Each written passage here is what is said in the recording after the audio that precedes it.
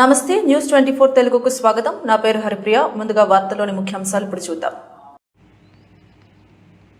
బాపట్ల జిల్లా అద్దంకి మండలం మైలవరం గ్రామ పంచాయతీ పరిధిలోని ఏలేశ్వరం పాలెం గ్రామంలో ఎన్టీఆర్ భరోసా పెన్షన్ల పంపిణీ కార్యక్రమంలో రాష్ట్ర విద్యుత్ శాఖ మంత్రి గొట్టిపాటి రవికుమార్ పాల్గొని అర్హులైన లబ్ధిదారులకు పెన్షన్లు అందజేశారు.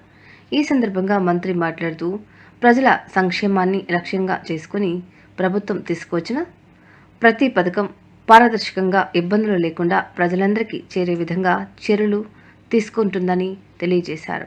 గ్రామంలోని అర్హులందరికీ పెన్షన్లు సమయానుకూలంగా అందించడానికి అధికారులు చర్యలు చేపట్టారని సూచించారు.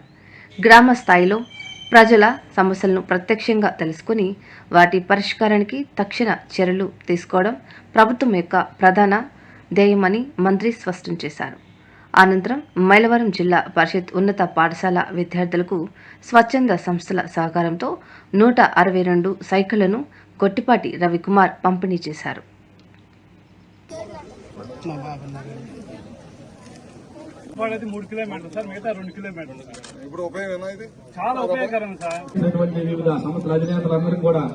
స్వాగతం తెలుపుతూ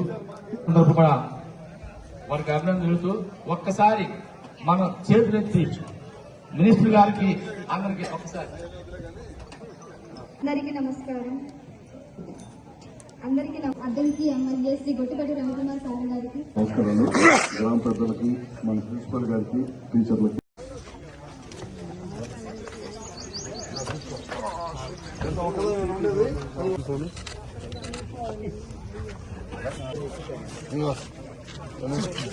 సరేనా ఓకే